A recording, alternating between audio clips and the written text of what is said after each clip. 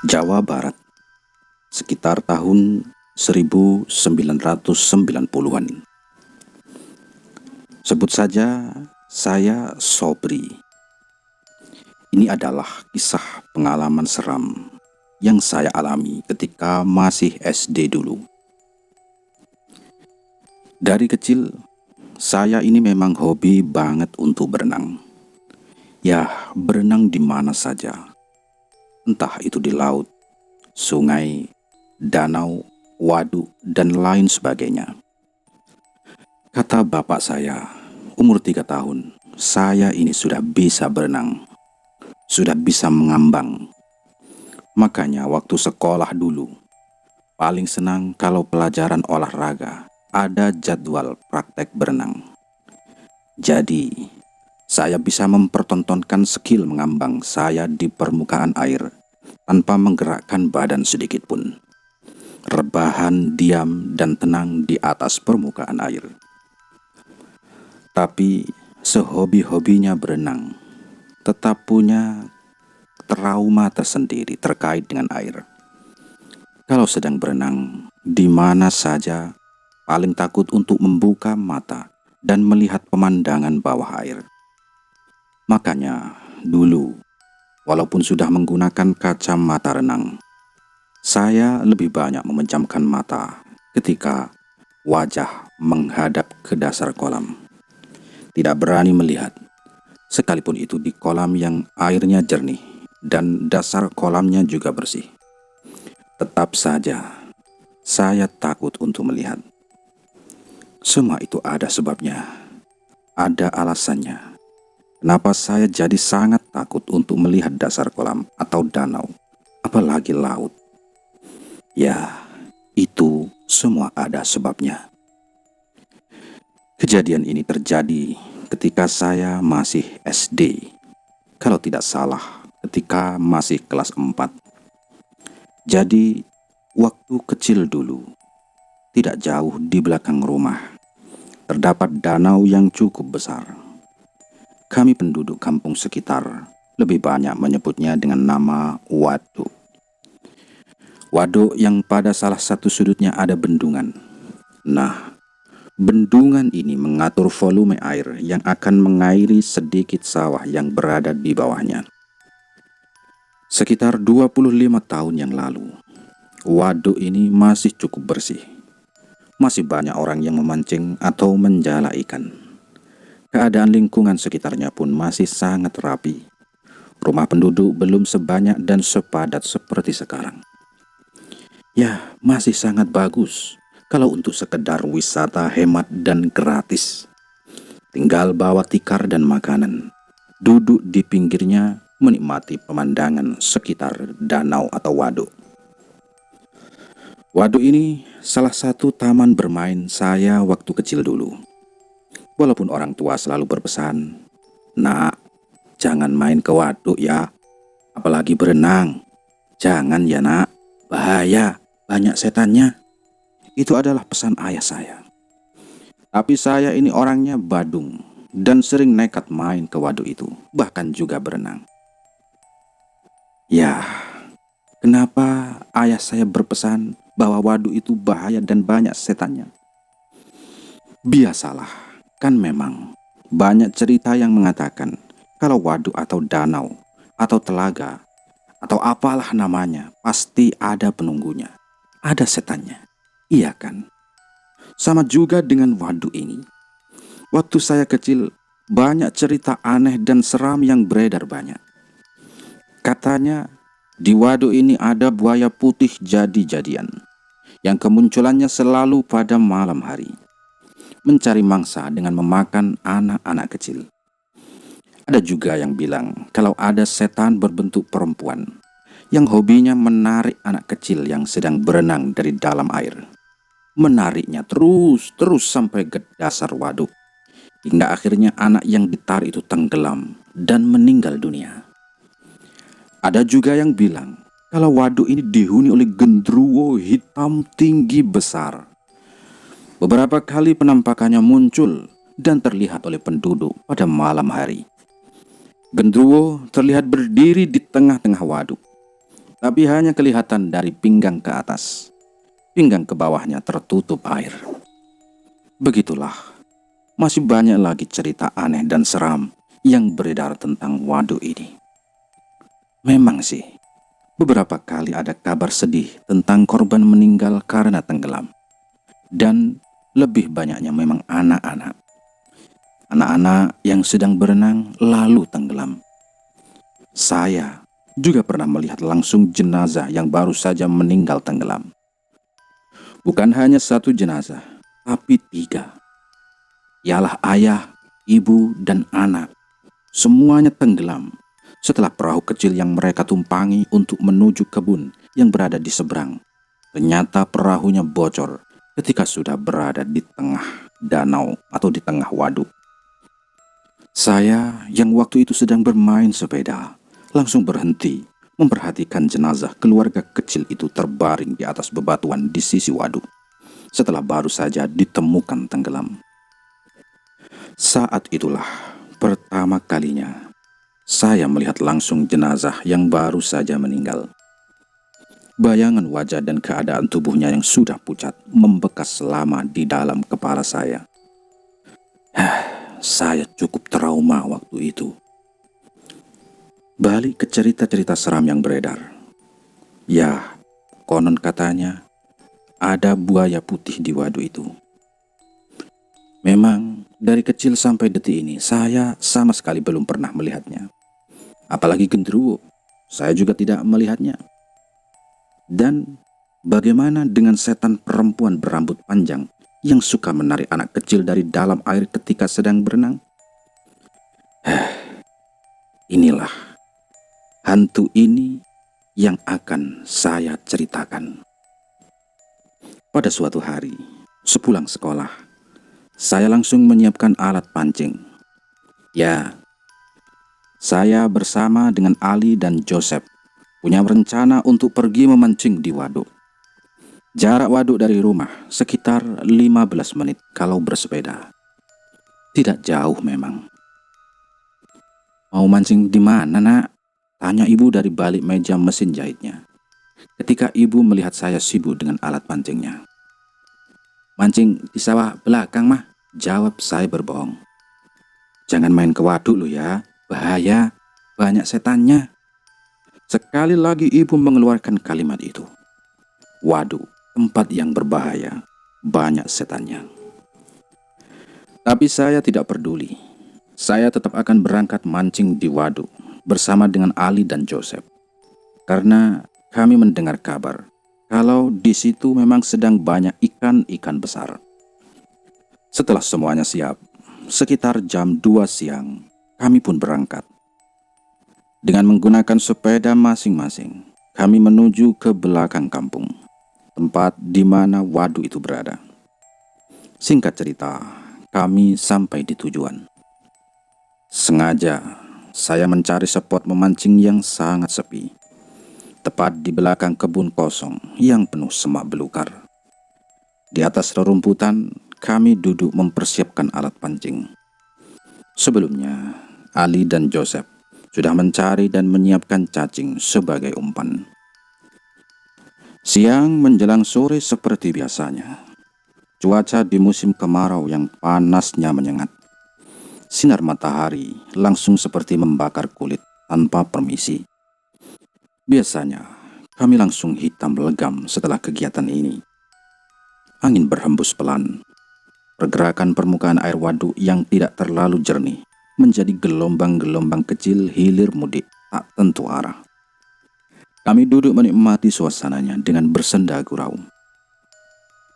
Setengah jam berlalu, jangankan dapat ikan, pelampung pancing pun tidak bergerak sama sekali. 1 jam berlalu, masih sama, nihil hasil. Kami mulai tidak sabar ketika hari sudah semakin sore. Matahari sudah makin condong ke sisi barat cakrawala. Lembayung senja mulai terlihat muncul malu-malu. Sialan. Ternyata nggak ada ikannya. Pulang aja yuk Ali sampai di puncak kebosanan. Iya, yuk, pulang aja yuk, timpal si Joseph. Tapi dasar saya malah muncul ide yang cemerlang. Gimana? Berenang aja, ya, sebentar aja. Ayo kita mandi. Saya bilang gitu sambil cengengesan. Wah, sebentar lagi maghrib, Pri. Bahaya, takut ah. Begitu kata Ali, yang memang paling penakut di antara kami bertiga. Sebentar saja, habis itu pulang. Saya pun merayu mereka yang sudah buka baju, menyisakan celana pendek. Ya baiklah, yuk, sebentar saja. Joseph setuju. Dia langsung buka baju juga. Sebentar saja ya. Dengan terpaksa, akhirnya Ali pun setuju. Beberapa detik kemudian lalu kami loncat ke air dan berenang dengan riang gembira. Awalnya, kami berenang tidak sampai jauh ke tengah. Hanya di pinggir dengan ketinggian air hanya sebatas perut atau dada. Awalnya seperti itu. Tapi lama-kelamaan, kami seperti tertantang untuk terus berjalan ke tengah, mencari batas sampai di mana kaki dapat menginjak dasar. Sampai di mana kami harus sudah berenang untuk mengambang agar tidak tenggelam. Begitulah. Sampai akhirnya, saya ini sudah mulai agak sombong dengan mempertontonkan kebiasaan mengambang rebahan di atas permukaan air tanpa bergerak sedikit pun. Oi Bri, Sobri, jangan terlalu ke tengah ah, di sini saja. Saya masih mendengar teriakan suara dari Ali dan Joseph yang mengingatkan agar jangan terus bergerak semakin ke tengah.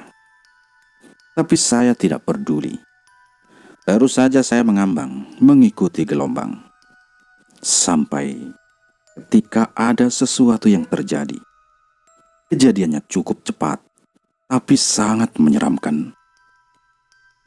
Saya yang sedang asik mengambang, tiba-tiba merasakan ada sesuatu yang menempel di pergelangan kaki kanan saya. Awalnya saya tidak sadar benda apakah itu. Tapi hanya beberapa detik, karena kemudian secara refleks, saya langsung melihat ke arah kaki. Hanya sekitar 1 atau 2 detik, saya akhirnya melihat benda apakah itu sebenarnya. Ternyata ada tangan sedang menggenggam pergelangan kaki saya. Tangan itu pucat. Hanya tangan itu saja yang terlihat. Karena sepertinya sang pemilik berada di bawah permukaan air. 1 atau 2 detik kemudian, tangan itu mulai menarik saya ke bawah. Menarik tubuh saya untuk masuk ke dalam air. Ya, seketika itu juga saya menjadi panik. Saya mulai tenggelam masuk ke dalam air. Dalam kepanikan, saya meronta-ronta, coba melepaskan diri dari genggaman tangan itu. Saat itu, saya masih belum melihat bentuk si pemilik tangan. Di samping air waduk yang gak terlalu jernih, saya juga masih tidak berani untuk membuka mata lebar-lebar di dalam air. Tapi itu hanya beberapa detik saja. Sampai akhirnya tangan itu melepas genggamannya dari pergelangan kaki saya. Seketika itu pula, saya langsung mencoba untuk berenang ke pinggir. Tapi ternyata tidak semudah itu. Tiba-tiba tangan kiri ada yang memegang dengan erat dan menarik kembali ke dalam, ke dasar waduk. Beberapa detik kemudian, ketika sudah berada di bawah permukaan air, saya pun nekat untuk membuka mata. Pada saat itulah, saya akhirnya dapat melihat sang pemilik tangan yang sejak tadi terus coba menyeret saya ke dasar waduk. Dia adalah seorang perempuan. Rambut hitam panjang acak-acakan, bergelombang di dalam air. Wajahnya pucat. Matanya sedikit melotot dengan lingkar gelap di sekeliling. Sangat mengerikan melihat wajahnya di dalam air. Semakin mengerikan lagi ketika dia mulai tersenyum. Dengan tangan kanan terus menggenggam tangan kiri saya dengan erat. Saya hanya terdiam, ketakutan, tidak bisa bergerak, tidak bisa meronta, terpana melihat pemandangan bawah air yang menyeramkan itu. Perempuan itu terus menarik saya ke dalam. Lalu, detik berikutnya, dia memberi isyarat diam. Jari telunjuk tangan kirinya diletakkan di depan bibir pucatnya. Di akhir beberapa belas detik yang menakutkan itu, saya akhirnya cuma bisa berdoa. Dalam hati, kebayang wajah ibu saya. Saya pun menyesal telah berbohong kepadanya tadi. Ini akibatnya. Itulah yang terbesit di dalam pikiranku. Hanya beberapa belas detik saja kejadian itu. Sampai akhirnya, tiba-tiba, saya merasa kalau ada yang menarik tangan kanan ke arah berlawanan. Tarik-menarik terjadi walaupun hanya beberapa detik. Sampai akhirnya tangan kiri dapat lepas dari genggaman perempuan menyeramkan itu. Ternyata, tangan kanan saya ditarik oleh seorang bapak-bapak. Beliau menarik dan menyeret saya ke pinggir waduk, menyelamatkan nyawa saya. Dan saya tidak jadi mati. Kalian ini, jangan berenang di sini lagi ya, bahaya. Kamu tadi hampir mati tenggelam. Sudah, sana pulang. Jangan pernah berenang di sini lagi. Begitu kata bapak itu, memarahi kami bertiga di pinggir waduk. Jadi, ketika Ali dan Joseph melihat saya mulai tenggelam, mereka langsung lari ke pinggir untuk mencari pertolongan. Untungnya, tak jauh dari situ, ada seorang bapak yang sedang menggarap kebun. Mereka langsung meminta tolong. Bapak itu lantas berlari menuju tempat di mana saya tenggelam. Untungnya lagi, Ali bilang, mereka masih melihat tangan saya menggapai-gapai di permukaan. Makanya bapak itu langsung berenang menuju di mana ada tangan saya yang terlihat. Lalu menariknya ke pinggir. Akhirnya, selamatlah hidup saya. Sungguh kejadian yang amat sangat mengerikan. Sejak saat itu, saya tidak pernah lagi berenang di waduk itu. Untuk memancing pun, saya ogah. Saya trauma. Kisah selanjutnya, saya akan menceritakan tentang satu kolam renang yang menjadi satu-satunya kolam renang umum yang ada di kota masa kecil saya dulu di Cilegon. Saat itu sekitar tahun 1990-an di Cilegon, Jawa Barat. Memang masih cuma punya satu kolam renang. Saya tak tahu pasti kalau sekarang. Mungkin sudah lebih dari satu. Kolam renang ini letaknya persis di pinggir lapangan golf di pinggir kota. Tapi, walaupun menjadi kolam renang satu-satunya, ternyata ramainya itu hanya pada akhir pekan. Hari lainnya tergolong sepi. Sepi banget malahan. Kolam renang ini memiliki lahan yang luas. Lahan yang mengikuti kontur tanah yang menanjak. Waktu saya kecil dulu, sudah ada 3 kolam di dalam wilayahnya. 1 kolam besar di bagian atas, 1 kolam sedang, dan 1 kolam kecil di bagian bawahnya. Nah, menurut sejarahnya, kolam pertama yang dibuat adalah 2 kolam yang ada di bawah. Kolam besar di atas ini baru dibangun belakangnya. 2 kolam renang tua inilah yang akan saya angkat ceritanya. 2 kolam renang, 1 agak besar dan 1 kecil, letaknya bersebelahan. Desainnya masih sangat jadul. Dua-duanya seperti membentuk angka 8. Kolam yang besar memiliki 3 tingkat kedalaman. 1 meter, 2 meter, dan 3 meter. Sedangkan kolam yang kecil hanya setengah meter. Memang diperuntukkan bagi anak-anak kecil. Di sekitaran kolam ada 2 bangunan berbentuk bundar. Di ujung sebelah kiri 1, di ujung sebelah kanan ada 1 lagi. Bangunan bundar pertama diperuntukkan sebagai kantin, tempat untuk pengunjung jajan dan makan. Bangunan bundar yang kedua ukurannya lebih besar dari yang pertama. Letaknya di ujung sebelah kanan, di bawah pohon-pohon yang besar dan rindang. Bangunan ini sebagai toilet dan ruang ganti. Oh iya, zaman saya kecil dulu, kolam renang ini memang sungguh sangat menyeramkan. Auranya aneh. Beberapa kali aku melihat kejanggalan-kejanggalan. Tapi tak bisa dibungkiri juga, lingkungannya sangat bersih dan terawat. Namun, walaupun begitu, kesan ngeri dan menyeramkan tetap muncul secara langsung maupun tidak langsung. Tapi ya, saya ini tetap rutin mengunjungi tempat ini karena memang tidak ada tempat lain. Pada suatu hari, bukan akhir pekan, bersama Ali dan Joseph, saya pun berenang di kolam renang itu. Sore normal seperti biasa. Kami berenang pada sore hari setelah pulang sekolah. Biasanya menjelang maghrib, kami akan selesai dan pulang. Karena hari biasa, kolam renang itu sepi. Hanya beberapa orang yang berada di dalam lingkungannya. Dengan riang gembira, kami bermain air di kolam bawah yang agak besar. Saya itu masih ingat, hanya ada beberapa orang yang berada di dalam kolam.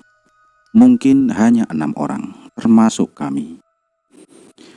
Seperti yang sudah saya bilang tadi, kolam besar yang agak besar ini memiliki 3 tingkat kedalaman. 1 meter, 2 meter, dan 3 meter. Kami yang memang waktu kecil saat itu lebih sering bermain di kedalaman 1 meter saja. Hanya sesekali berenang di kedalaman 2 atau 3 meter. Saya juga tidak terlalu suka kalau berenang di kedalaman 2 meter, apalagi 3 meter. Dasar kolam ini menjadi semakin gelap. Dasarnya menjadi kelam, seram melihatnya. Tidak terasa hari sudah semakin gelap. Dari cahaya langit yang mulai menghitam, kelihatan kalau hari sudah menjelang senja, menuju waktu maghrib. Sobri, ayo udah yuk, udah mau maghrib nih. Si Ali teriak dari pinggir kolam ketika saya masih berada di dalam kolam. Ya udah, duluan aja ganti baju sana. Aku sebentar lagi, jawabku. Benar saja, mereka berdua lalu berjalan menuju toilet untuk mandi dan berganti pakaian. Sementara saya masih asik bermain air. Di kolam sebesar itu hanya tinggal saya sendiri, mengambang di tengah-tengah air kedalaman 2 meter. Mengambang dengan posisi menghadap ke atas, menengadah. Itulah posisi kesukaan saya. Sekali lagi, saya benar-benar sendirian di dalam kolam itu. Ketika sedang asik-asiknya mengambang santai, saya jadi tidak sadar kalau tubuh ini ternyata bergerak bergeser menuju ke air yang paling dalam, yang 3 meter. Sampai akhirnya, saya sudah berada benar-benar di kedalaman 3 meter. Ada kejadian janggal, seram, yang membuat saya sadar kalau sudah berada di bagian yang paling dalam. Dalam posisi menengadah menghadap ke atas, ketika sedang tenang menikmati suasana, tiba-tiba ada sesuatu yang membuat saya kaget. Celana renang yang saya pakai, seperti ada yang menarik-narik dari bawah. Yang itu membuat terkejut bukan kepalang. Saya merasa kalau celana yang ditarik ini adalah bagian pantat, bagian yang berada di dalam air. Ada sesuatu yang menarik celana saya dari dalam air. Dan saat ada sesuatu yang menarik celana saya dari dalam air atau dari dalam kolam, refleks saya langsung membalikkan badan untuk melihat siapa atau apa yang menarik celana saya. Karena sangat yakin memang ada yang menarik celana saya. Ya, saya yakin banget. Saya pun menenggelamkan kepala ke dalam air, lalu membuka mata, mencari tahu ada apakah di bawah permukaan air. Di kedalaman 3 meter, dasar kolam ini sudah kelihatan gelap. Ditambah dengan hari sudah menjelang malam, semakin sulit untuk melihat ke bawah permukaan air.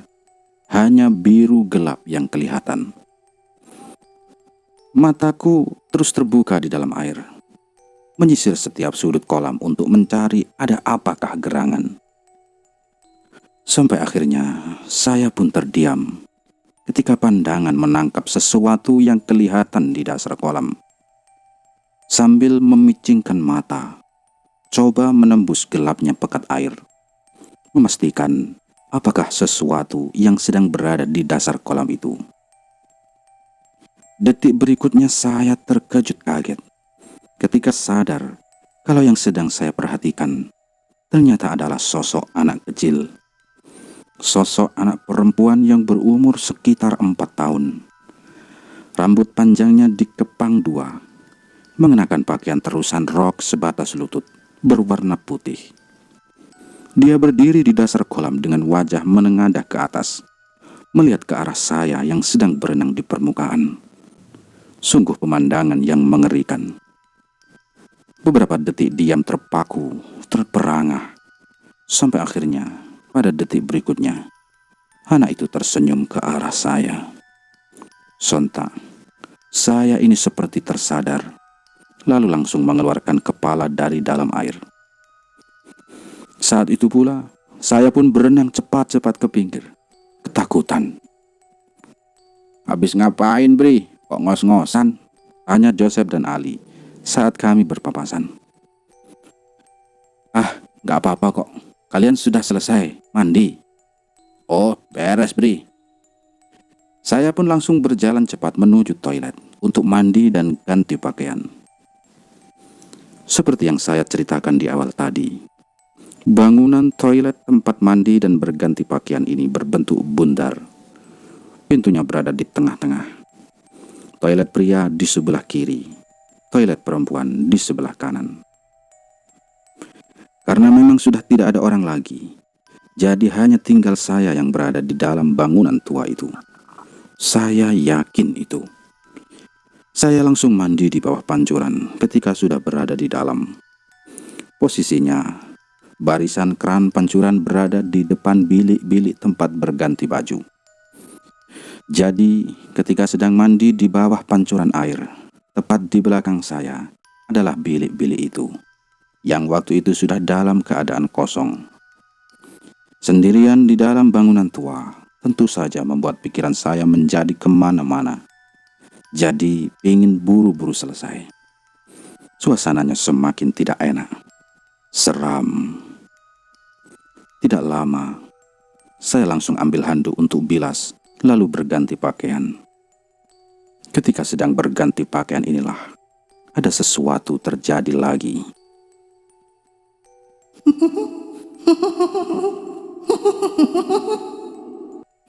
Saya mendengar suara tawa cekikikan. Suara tawa anak kecil sangat jelas terdengar. Saat itu pula, karena menyadari kalau saya sendirian, saya jadi ketakutan dan berniat untuk lari keluar. Tapi tidak segampang itu, karena tiba-tiba dari sudut mata saya melihat sesuatu. Di pojok ruangan, di bawah pancuran air paling ujung, ada anak kecil perempuan yang fisik dan penampilannya sama persis dengan anak kecil yang saya lihat ada di dasar kolam tadi. Saya yakin kalau anak ini anak yang sama. Dia memandang dengan sorot mata tajam, lalu tersenyum. Saya yang merinding ketakutan, perlahan berjalan mundur mendekat ke pintu keluar. Kami terus bertatapan, sampai saya benar-benar sudah melintas garis pintu. Kemudian saya berlari cepat ke tempat di mana Ali dan Joseph berada. Disitulah saya akhirnya trauma kalau renang, baik itu di kolam renang, di danau, atau di lautan. Saya melihat ke dalam dasarnya. Sekian cerita malam ini. Semoga kita bisa bertemu lagi. Salam.